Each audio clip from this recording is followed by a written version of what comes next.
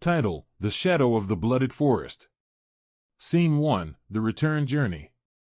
The sun hangs low in the sky, casting long shadows over the dense and ancient blooded forest as the knights of King Aldrich begin their journey back to the capital. The group is composed of 5 warriors: Sir Aemon, their stern and battle-hardened leader; Sir Gareth, a burly knight with a sharp eye and a quicker temper; Sir Lucan, whose knowledge of old legends and superstitions often borders on obsession; Sir Aidan, the youngest knight, still eager to prove himself in battle; and Thomas, a young squire who idolizes the knights and dreams of earning his own knighthood one day. Their mission had been simple: collect taxes from the outlying villages that fall under the king's protection. The villagers had greeted them with a mixture of respect and fear, handing over their hard-earned coin with downcast eyes. The knights, duty-bound, accepted the payments without question, though the weight of the villagers' despair hung heavy in the air. Now, with sacks of gold tied securely to their saddles, they turned their horses toward home. The blooded forest looms before them, a sprawling expanse of trees so old and twisted that they seem to whisper secrets to those who pass beneath their boughs. The forest has a dark reputation, a place where the boundary between the natural and the supernatural is thin. Few dare to enter, and even fewer return with their wits intact. Yet, it is the quickest route back to the capital, and the knights, hardened by years of war and conflict, believe themselves more than capable of handling whatever dangers might lurk within. As they ride deeper into the forest, the atmosphere changes. The air grows cooler, and the sunlight, once bright and warm, is filtered through the thick canopy above, casting everything in a muted, eerie green light. The sounds of the forest are muffled, as if the trees themselves are absorbing every noise, every word spoken. The horses, normally calm and obedient, begin to show signs of unease, tossing their heads and snorting at shadows that dance just beyond the knight's vision. Sir Aemon leads the group with a steady hand, but even he cannot shake the feeling that they are being watched. His eyes, sharp and keen, scan the surrounding trees, searching for any sign of movement. The forest is dense, with undergrowth so thick that it could hide a legion of enemies. The knights are well trained, but the thought of an ambush in such a place puts them all on edge. "Keep your wits about you," Sir Aemon calls back to the others, his voice low but firm. "This forest has a mind of its own. Stay close and stay sharp." Sir Gareth rides just behind him, his hand resting on the hilt of his sword. "Aye, this place gives me the creeps," he mutters, more to himself than to anyone else. "I'll be glad when we're out of it." Sir Lucan, riding alongside Sir Gareth, casts a wary glance at the surrounding trees. "There are old stories about this place," he begins, his voice tinged with the gravity of one who knows more than he ought. "Tales of spirits and creatures that haunt these woods, drawn to the living by the scent of blood." "Enough of your stories, Lucan," Sir Aidan interrupts, his tone impatient. "We've got enough to worry about without filling our heads with nonsense." "They're not just stories," Lucan insists, his voice dropping to a whisper. "There are truths in old tales, truths that men like us would do well to heed." Thomas, the squire, listens intently, his young mind eager to absorb every word. He has heard these stories before, told by the old folk in the village where he grew up. Stories of dark creatures, of men who lost their way in the blooded forest and were never seen again. But to hear the knights speak of them with such unease sends a shiver down his spine. The path through the forest narrows, forcing the knights to ride in a tighter formation. The trees seem to press in around them, their gnarled branches stretching out like skeletal hands. The light continues to fade, and soon it is as if they are riding through twilight, though the sun has not yet set. The forest is silent, save for the occasional rustle of leaves or the distant call of a bird, sounds that only serve to heighten the night's sense of isolation. After what feels like hours, Sir Aemon calls for a halt. "We'll rest here for a moment," he says, dismounting from his horse. The others follow suit, grateful for the brief respite. As they stretch their legs and take sips from their waterskins, the oppressive silence of the forest seems to close in around them. Sir Gareth, ever the pragmatist, begins checking the straps on his saddle, ensuring that the bags of gold are still securely fastened. "Let's make this quick," he says. "The sooner we're out of here, the better." Sir Lucan, unable to resist, begins to murmur a quiet prayer, a ward against the spirits he fears might be watching. Sir Aidan rolls his eyes, but does not interrupt, aware that even a man like Lucan has his uses in such a place. Thomas, wide-eyed, watches them all, absorbing the tension that hangs heavy in the air. Sir Eamon, ever the leader, scans the tree-line once more, his instincts honed by years of battle. Something feels wrong, but he cannot yet place what it is. He tightens his grip on his sword, feeling the familiar weight in his hand as a source of comfort. The forest is quiet, too quiet. And as they prepare to mount their horses and continue their journey, a cold wind sweeps through the trees, carrying with it a faint, almost imperceptible sound. A whisper. A low, sibilant hiss that seems to come from all around them. The knights freeze, their senses immediately on high alert. Sir Eamon signals for silence, his eyes narrowing as he listens intently. The whispering grows louder, more distinct, but the words are foreign, twisted, and strange. A language none of them understand, yet the malice in the tone is unmistakable. "Mount up," Sir Eamon orders, his voice a harsh whisper. "We need to move, now." The knights obey without question, quickly mounting their horses. The fog thickens around them, and as they start down the path once more, the whispering fades, but the sense of dread lingers. They are not alone in these woods, and whatever is watching them from the shadows is far more dangerous than any bandit or wild beast. As they press onward, the realization sets in, they are being hunted. Scene 2, The Haunting of the Forest. The knights continue their journey through the blooded forest, the weight of the unseen threat growing heavier with each passing hour. The trees seem to close in around them, their branches intertwining to form a near impenetrable canopy overhead. The dense fog that clings to the forest floor has grown thicker, curling around the horses' legs like ghostly tendrils. The sun has long since disappeared behind the horizon, leaving the forest bathed in a deep twilight that refuses to yield to night or day. Sir Eamon leads the group, his mind racing as he considers their situation. The strange whispering from earlier still echoes in his ears, and he cannot shake the feeling that they are being watched. Every instinct tells him to press on, to escape the forest before whatever is stalking them decides to strike, but he knows the horses need rest, and the men are growing weary. They've been riding for hours without pause, and even the most hardened knight has his limits. "We'll make camp here," Sir Eamon announces as they reach a small clearing surrounded by ancient, towering trees. The ground is uneven, covered in a thick layer of fallen leaves, and the air is unnaturally still. "We need to rest. We'll set out again at first light." The knights dismount, grateful for the opportunity to stretch their legs and rest their aching muscles. Sir Gareth begins gathering dry wood for a fire, while Sir Lucan removes the saddlebags and arranges them in a protective circle around the camp.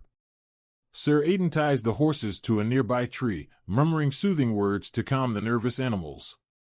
Thomas, ever eager to prove himself useful, assists wherever he can, his eyes darting nervously around the clearing. As they work, the oppressive silence of the forest presses in on them, broken only by the occasional rustle of leaves or the distant cry of an unseen creature. The horses, usually calm and obedient, are restless, their ears twitching at every sound. The tension is palpable, and the knights exchange uneasy glances, each of them sensing that something is not right. Once the fire is lit, its warm glow casts flickering shadows on the surrounding trees, but the light does little to dispel the darkness that seems to cling to the forest. The knights gather around the fire, their faces illuminated by the dancing flames. They eat a simple meal in silence, each man lost in his own thoughts. After a while, Sir Lucan breaks the silence, his voice low and somber. "There's something wrong with this place," he says, his eyes fixed on the fire. "I've heard stories about the blooded forest, stories that speak of curses, of spirits that wander the woods, seeking vengeance on the living." Sir Gareth, who has been sharpening his sword, looks up with a skeptical expression. "You and your stories, Lucan. We've been through worse than this, and we've come out on top every time. There's nothing here we can't handle." But Sir Lucan shakes his head, his expression grave. "This is different. The forest, it's alive. It watches us, waits for us to drop our guard. There's a malevolence here, an ancient evil that preys on the unwary. Sir Aidan, eager to dismiss the dark thoughts creeping into his mind, snorts in derision. Old wives' tales, nothing more. We're knights of the realm, sworn to protect the kingdom. We've fought dragons, bandits, and worse. A few spooky trees aren't going to get the better of us. But despite his bravado, Aidan's voice lacks its usual confidence, and the others can sense the doubt creeping into his mind.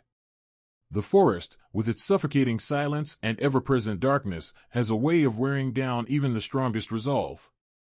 Thomas, sitting close to the fire, listens intently to the conversation. The stories of spirits and curses have always fascinated him, though he has never given them much credence. But now, in the heart of the blooded forest, with the shadows closing in and the whispering wind haunting his ears, he can't help but feel a growing sense of dread. He glances at Sir Aemon, hoping for reassurance, but the older knight's face is unreadable, his eyes fixed on the darkened trees beyond the firelight. "We'll set a watch," Sir Aemon says, breaking the tense silence. 2 men at a time, rotating every few hours. Stay alert, and don't wander too far from the camp. We move out at first light. The knights nod in agreement, their expressions grim.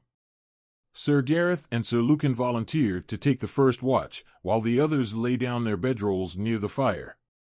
Despite their exhaustion, sleep does not come easily, and they toss and turn on the hard ground, haunted by the shadows that seem to move just beyond the reach of the firelight. As Sir Gareth and Sir Lucan stand watch, the forest remains eerily quiet, the only sound the crackling of the fire and the occasional rustle of leaves in the wind.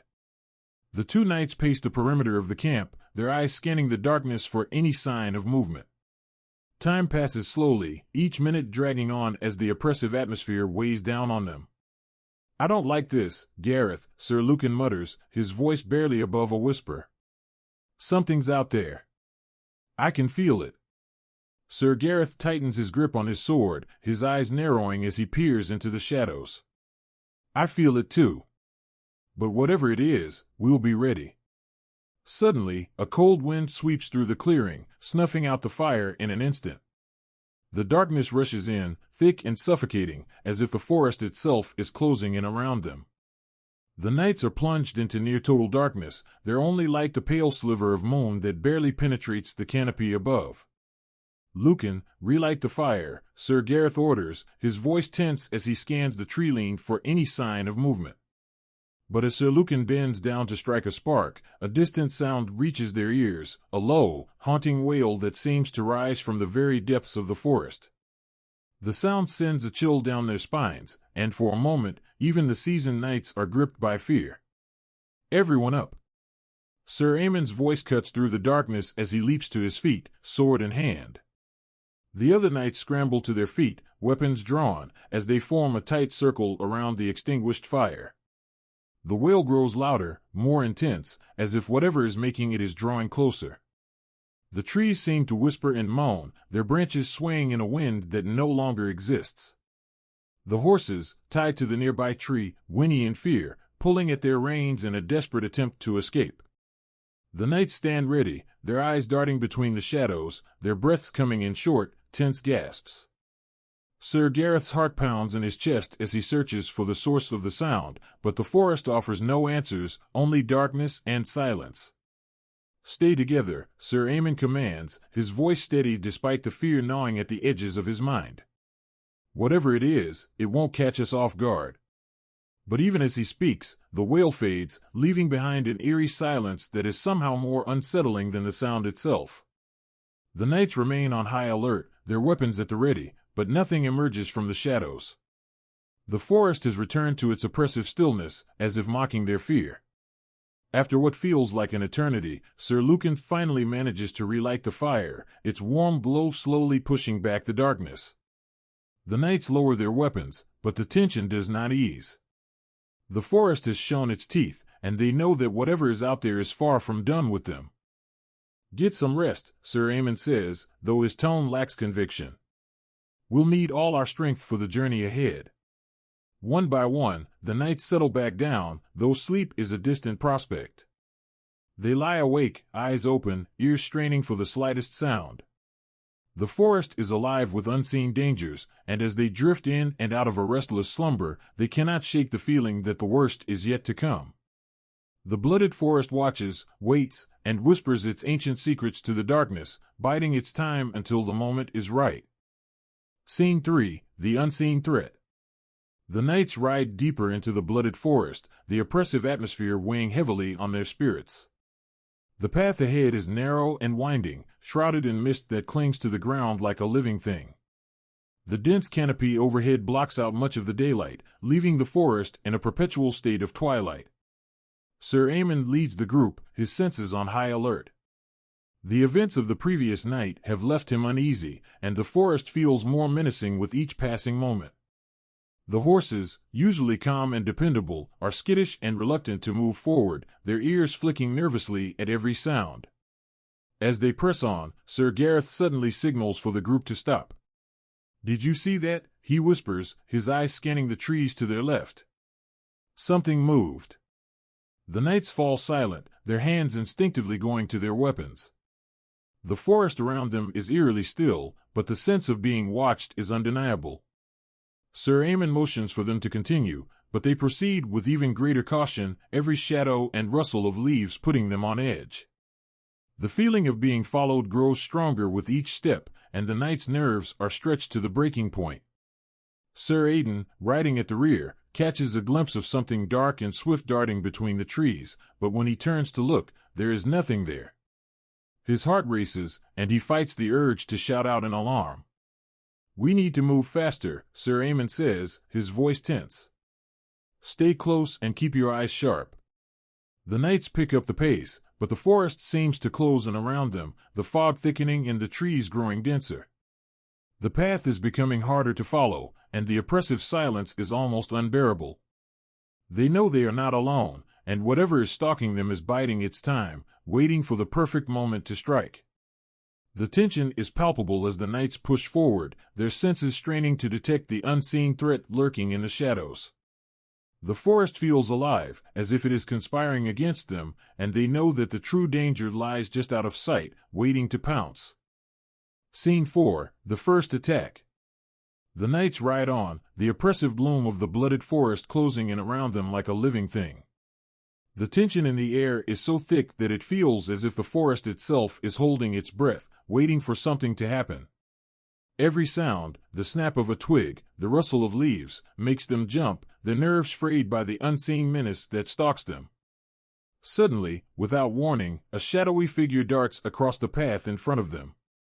It moves with unnatural speed, a blur of darkness that vanishes into the trees before any of the knights can react. The horses rear and whinny in panic, and it takes all of Sir Aemon's skill to keep his mount under control. "Did you see that?" Sir Lucan breathes, his voice trembling as he fights to steady his horse.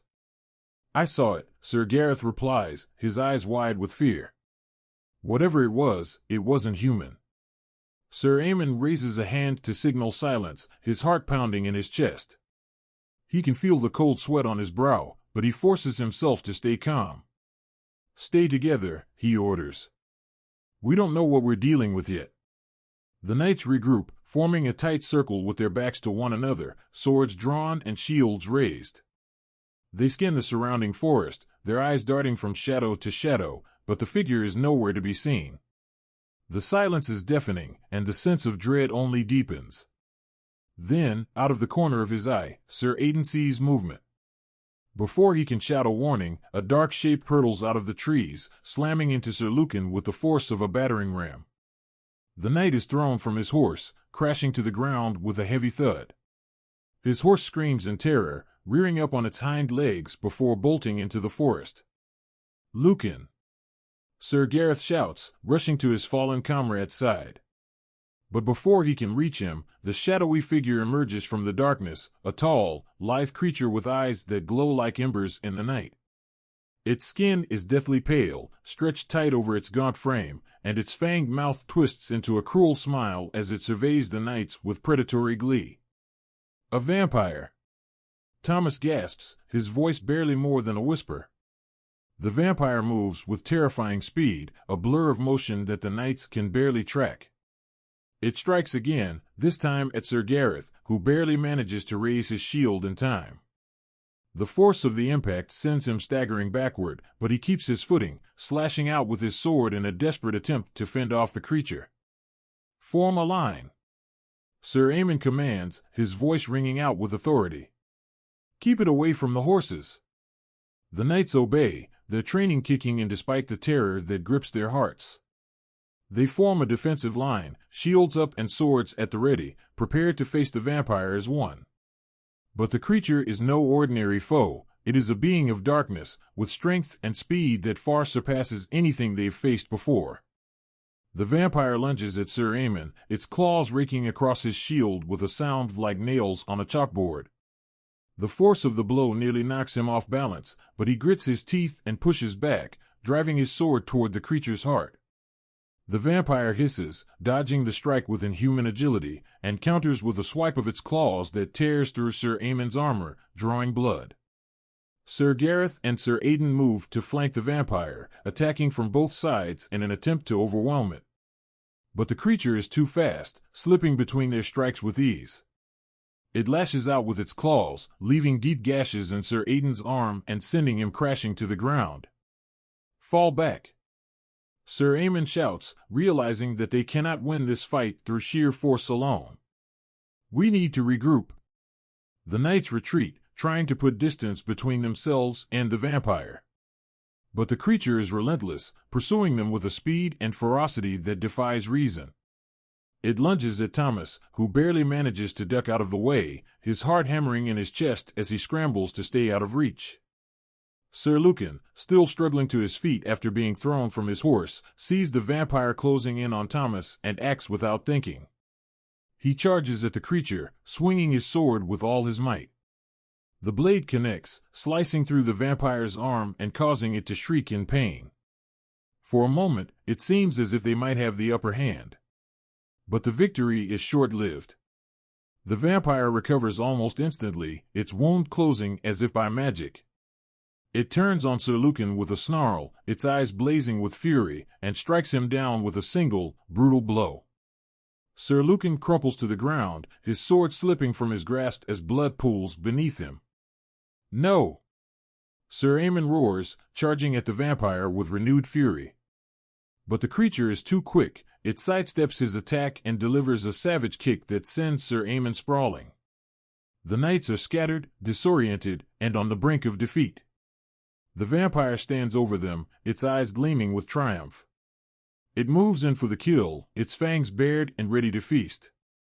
But just as it's about to strike, the distant sound of a hunting horn echoes through the forest. The vampire hesitates, its head snapping up in the direction of the sound. The horn blows again, closer this time, and the vampire snarls in frustration. It glances back at the knights, then melts into the shadows, disappearing as quickly as it had appeared. The knights are left alone in the clearing, battered and bloodied, but alive. They struggle to their feet, their breaths coming in ragged gasps, and look around in disbelief. It's gone, Sir Gareth says, his voice shaking with relief. But it'll be back. Sir Aemon nods, his expression grim. We need to get out of this forest before it returns. We won't survive another attack. The knights regroup, tending to their wounds as best they can. Sir Lucan is gravely injured but still alive, his breathing shallow and labored. They know they must move quickly, but the fear of what awaits them in the darkness weighs heavily on their minds. As they prepare to leave, the sound of the hunting horn echoes through the forest once more. It is a warning, a reminder that the vampire is not their only threat in these cursed woods. Scene 5, The Hunter Revealed. The knights press onward through the blooded forest, their nerves frayed and their bodies aching from the battle with the vampire. The forest seems even darker now, the trees looming like skeletal giants as the fog thickens around them. Every step feels like a journey into the unknown, and the ominous silence only deepens the dread in their hearts. Sir Aemon leads the group, his mind racing. The vampire's strength and speed were beyond anything he had ever encountered. He knew they couldn't survive another attack unless they understood their enemy. But the forest offers no clues, only more shadows and whispers in the wind. As they ride, the sound of the hunting horn echoes through the trees once more, closer now and more insistent. The knights exchange uneasy glances, the eerie sound gnawing at their already fragile resolve. "What do you think it means?" Thomas asks, his voice barely above a whisper. "It's a warning," Sir Gareth mutters, his hand tightening on the hilt of his sword. "That thing isn't done with us yet." Sir Lucan, still weak from his wounds, rides with a grim expression, his thoughts heavy. He had glimpsed the vampire's power firsthand, and it had shaken him to his core.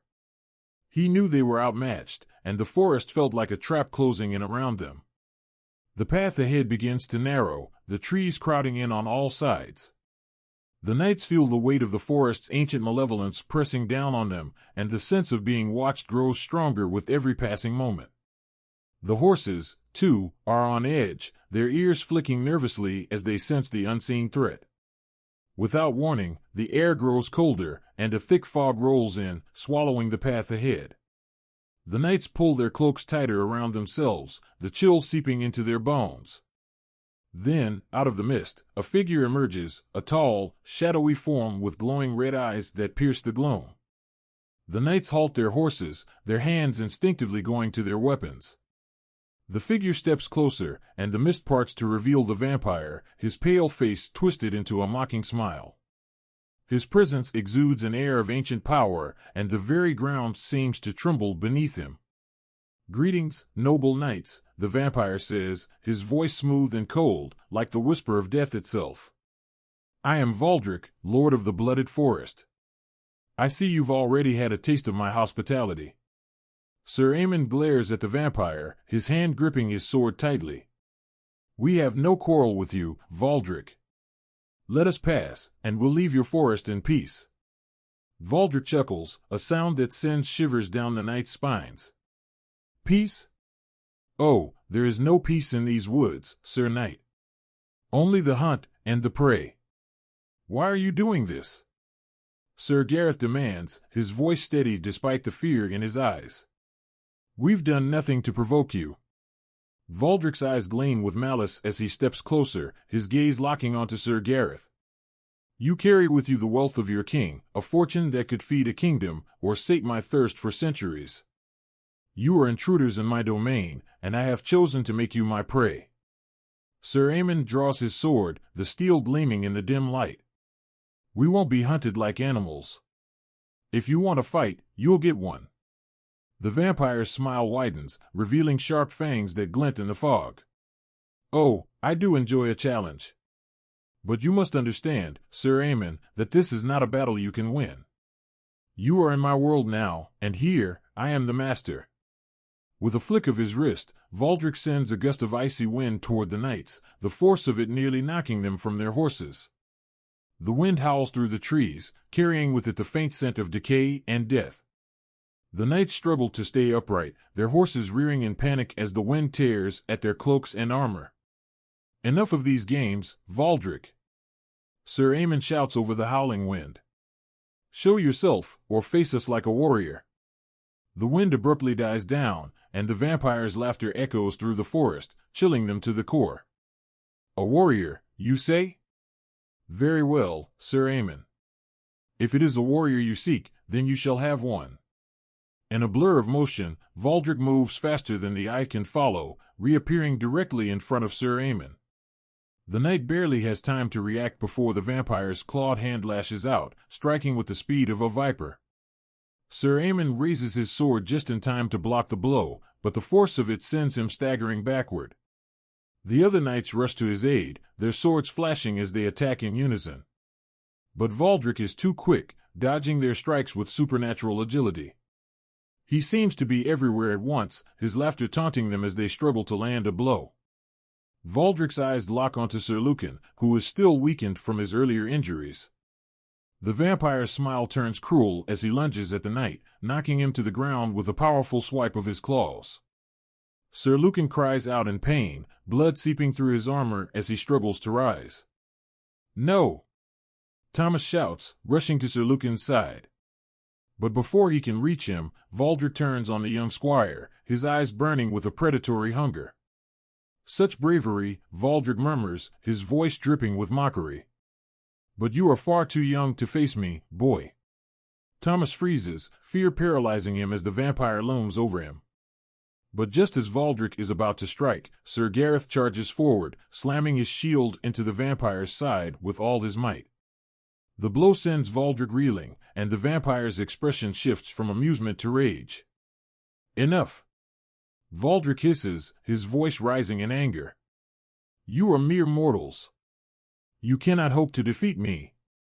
The vampire's eyes blaze with fury as he prepares to strike again, but before he can, the hunting horn sounds once more, its eerie note echoing through the trees.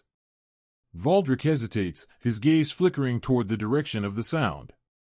For a brief moment, the knights see uncertainty in his eyes. Valdric's lips curl into a sneer as he steps back, his eyes narrowing at the knights. Enjoy your reprieve, knights. We will meet again, and next time, I will not be so merciful. With those final words, the vampire melts into the shadows, disappearing as if he were never there. The knights are left alone in the clearing, shaken and battered, but alive.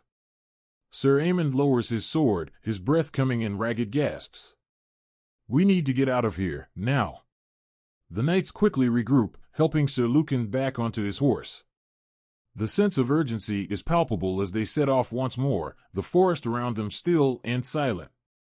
But even as they ride, the memory of Valdric's words lingers in their minds, a chilling reminder that their ordeal is far from over. Scene 6, The Desperate Escape. The knights gallop through the winding paths of the blooded forest, the chill of Valdric's presence still clinging to their skin. Their breaths come in ragged gasps as they push their horses to the limit, the fear of another encounter with the vampire driving them forward. The forest is a blur of twisted trees and creeping shadows, the fog growing thicker with each passing moment. We need to find a way out. Sir Gareth shouts over the thunder of hooves, his eyes darting from side to side in search of an escape route. This forest is cursed. Stay together. Sir Aemon calls back, his voice filled with urgency. He knows they are running out of time. Valdric had toyed with them before, but there is no guarantee he won't strike again, and the next time, they might not be so lucky. Sir Lucan, still weak and bleeding from his wounds, struggles to stay upright in his saddle. Every bump and jolt sends fresh waves of pain through his body, but he grits his teeth and forces himself to focus. He knows that if he falls behind, he'll be easy prey for the vampire. Sir Aidan rides beside him, keeping a close watch on his comrade, ready to support him if he falters.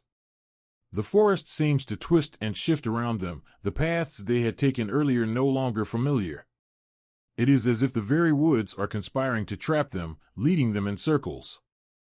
The oppressive fog thickens, reducing their visibility to a few feet ahead, and the once clear trail is now a maze of gnarled roots and dead leaves. We can't keep going like this, Thomas says, his voice trembling with fear. We're lost, and that thing could be anywhere. We'll find our way out, Sir Aemon replies, though the doubt in his voice is unmistakable. We just need to keep moving. Valdric can't stay hidden forever. As they ride deeper into the forest, the sounds of the hunting horn grow louder, echoing through the trees with an eerie persistence. The notes are long and mournful, a sound that seems to seep into their very bones, filling them with a sense of dread. The knights exchange uneasy glances, their minds racing with questions. Who or what is blowing that horn? Is it another of Valdric's tricks, or is there something else in the forest with them? The path ahead suddenly opens up into a small clearing, the first they have seen in hours. The fog thins slightly, allowing them a brief respite from the suffocating darkness. The knights pull their horses to a halt, taking the opportunity to catch their breath and reassess their situation. Is everyone all right? Sir Aemon asks, his gaze sweeping over his comrades. Sir Lucan nods weakly, though his pale face and labored breathing tell a different story.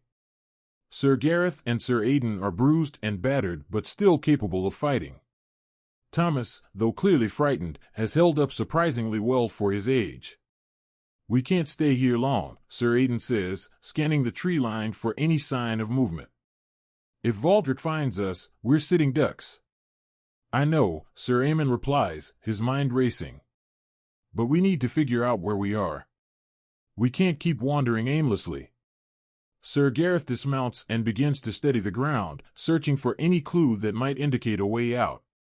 He notices faint tracks leading off to the east, deeper into the forest.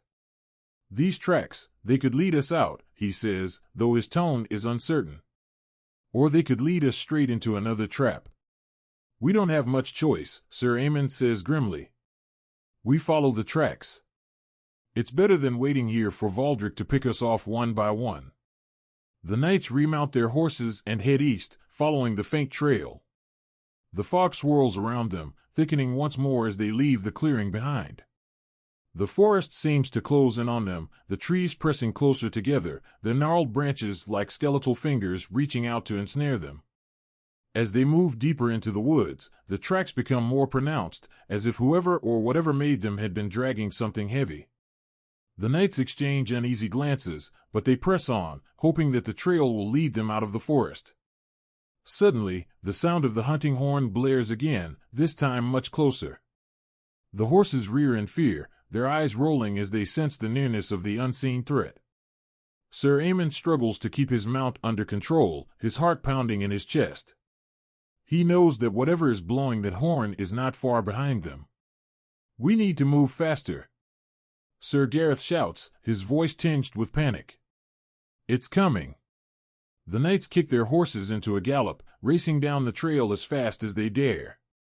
The fog swirls around them, obscuring their vision and making the path treacherous.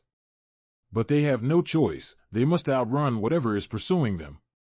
The horn blares again, closer still, and the knights can now hear the sound of something crashing through the underbrush, moving with unnatural speed. The trees seem to blur together as they race forward, the path narrowing and twisting with each turn. Suddenly, they burst out of the dense forest onto a rocky slope that leads down to a fast-flowing river. The river is wide and deep, its dark waters churning with hidden currents. On the other side, the forest continues, but the knights can see the faint glow of the setting sun through the trees, a sign that they are nearing the edge of the forest. There! Sir Aemon shouts, pointing to the riverbank. If we can cross the river, we might be able to shake off whatever's following us. But as they approach the river, a dark figure materializes on the opposite bank, blocking their path. Valdric stands there, his pale face twisted into a cruel smile. His eyes gleam with the anticipation of the hunt, and his presence exudes an air of malevolent power. You've come far, knights, Valdric calls out, his voice carrying easily over the rushing water. But the hunt is not yet over. Will you cross the river and face me, or will you flee like cowards into the darkness? The knights pull their horses to a halt, their hearts sinking as they realize that they are trapped. Behind them, the sound of the hunting horn grows louder, accompanied by the unmistakable sound of something large and monstrous crashing through the trees. We can't go back, Sir Aemon says, his voice tight with fear. And we can't fight him here. What do we do? Sir Aemon grits his teeth, his mind racing as he weighs their options. They are out of time, out of choices. Valdric has them cornered, and the river is their only chance of escape. But even that chance is slim. We cross the river, Sir Aemon says, his voice firm. It's our only hope. The knights spur their horses forward, heading for the riverbank. Valdric's laughter echoes across the water, a mocking sound that chills them to the bone. As they reach the water's edge, the hunting horn blares one final time, and the monstrous figure pursuing them bursts out of the forest, a hulking, shadowy beast with eyes that burn like coals. The knights spare a single glance back before plunging into the icy waters of the river, their hearts pounding with desperation. The river's current is strong, threatening to sweep them away as they struggle to guide their horses across. The water is freezing, numbing their limbs and sapping their strength.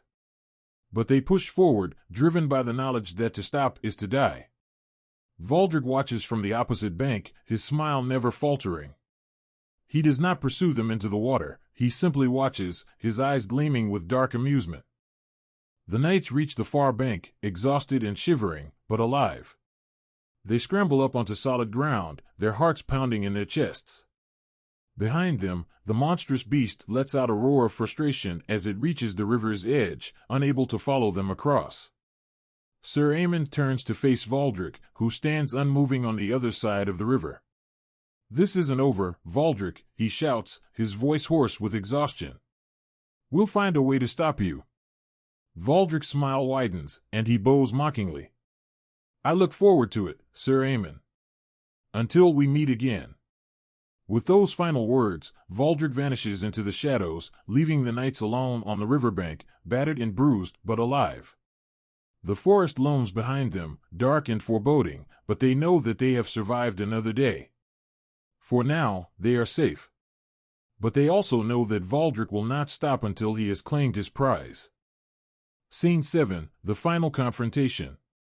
The knights stagger onto the far bank, soaked and shivering, but alive.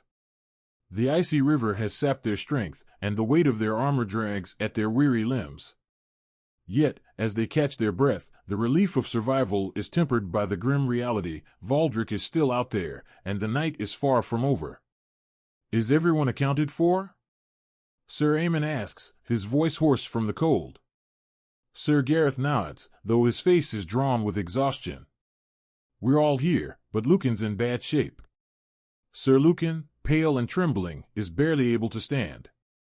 His wounds, reopened by the river crossing, bleed freely, staining his armor a dark crimson. Sir Aidan supports him, his expression grim. "We need to find shelter," Thomas says, glancing nervously back at the dark forest on the other side of the river. "Valdric won't stop hunting us." Sir Aemon nods. "There's a cave in these hills. It's not far, we can make it there before nightfall." The knights remount their horses and set off once more, moving with as much speed as they can muster. The landscape around them has changed, the trees are sparser, and the ground is rocky and uneven. The sense of foreboding that had haunted them in the forest has lessened, but the tension remains. They know that Valdric is still out there, watching, waiting for the right moment to strike. The sun dips lower in the sky, casting long shadows over the hills as the knights push onward. Finally, they reach the cave, a narrow opening in the side of a rocky cliff, just large enough to offer shelter. Sir Aemon dismounts first, leading his horse inside and signaling for the others to follow. The cave is small but dry, with a low ceiling and rough stone walls. It's a tight fit with all the horses, but the knights manage to squeeze everyone inside. The moment they are out of the open, Sir Aemon sets to work, gathering dry wood and kindling to start a fire. As the fire crackles to life, the knights huddle around it, grateful for the warmth. Sir Gareth tends to Sir Lucan's wounds, bandaging them as best he can with the limited supplies they have. The atmosphere is tense, the flickering firelight casting long shadows on the cave walls. "We can't stay here forever," Sir Aidan says, breaking the silence. "Valdric knows we're nearby. He'll come for us." Sir Aemon nods, his gaze fixed on the fire. "We'll leave at first light. But tonight, we rest. We need our strength for whatever comes next." Silence falls over the group, the only sound the crackling of the fire and the distant howling of the wind outside. The knights know that sleep will not come easily, but they try to rest, their minds heavy with the knowledge that their enemy is still out there, waiting for them to lower their guard. Hours pass in uneasy silence, the knights taking turns keeping watch. The fire burns low, casting the cave in a dim, flickering light. Outside, the night deepens, and the temperature drops. The wind howls through the hills, carrying with it the distant sound of the hunting horn. Sir Aemon, on watch, stiffens as the horn's mournful note reaches his ears. He stands, hand on his sword, and moves quietly to the cave entrance. He peers out into the darkness, searching for any sign of movement. The night is still, the landscape bathed in the pale light of the waning moon. But as Sir Aemon scans the horizon, he sees it, a dark figure standing on a distant hill, motionless and watching. The figure's red eyes gleam in the moonlight, and Sir Aemon's heart sinks as he realizes who it is. "Valdric," he mutters under his breath, his grip tightening on his sword. The vampire is too far to attack directly, but his presence is a clear warning. He is not finished with them yet. Sir Aemon returns to the cave, rousing the others. He's out there. Valdric is watching us. The knights spring into action, gathering their weapons and preparing for a fight. The air inside the cave grows thick with tension as they wait for the inevitable confrontation. Sir Lucan, though weakened, insists on standing with his comrades, his face set in a determined grimace. Minutes pass like hours, the silence stretching on as the knights brace themselves for the attack. But Valdric does not strike. Instead, the oppressive silence is broken by the sound of footsteps echoing off the cave walls. The knights turn, weapons drawn, as a figure steps out of the shadows at the back of the cave. It is Valdric, his presence filling the small space with a sense of dread. He moves with the grace of a predator, his eyes glowing with malicious intent. Impressive, Valdric says, his voice low and mocking.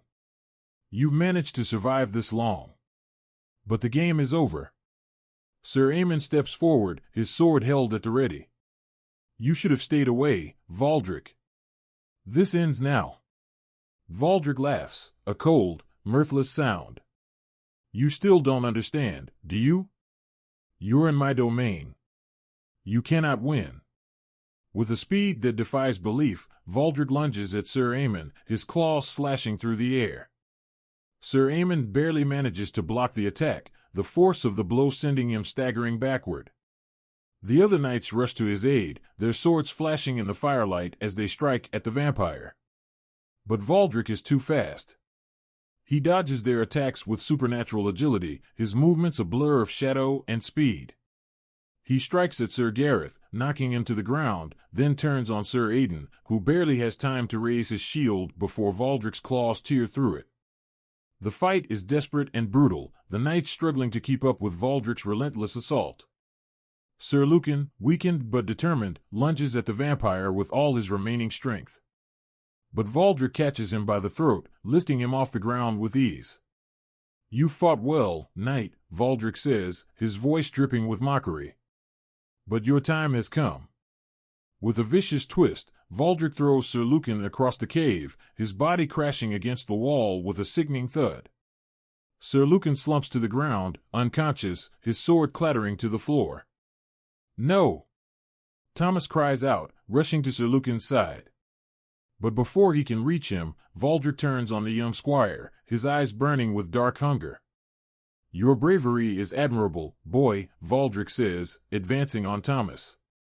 But it will not save you. Sir Aemon, battered and bleeding, forces himself to his feet. Stay away from him, Valdric. Valdric pauses, a smile playing on his lips. So noble, Sir Aemon. But you cannot protect them all. With a final, chilling laugh, Valdric moves faster than the eye can see, snatching up the knights' saddlebags with their collected taxes.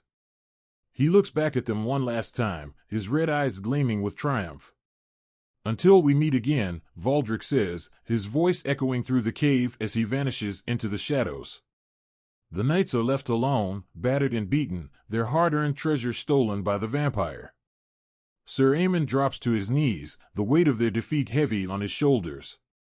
The cave falls silent once more, the flickering fire the only light in the oppressive darkness. They have survived the night, but the victory belongs to Valdric.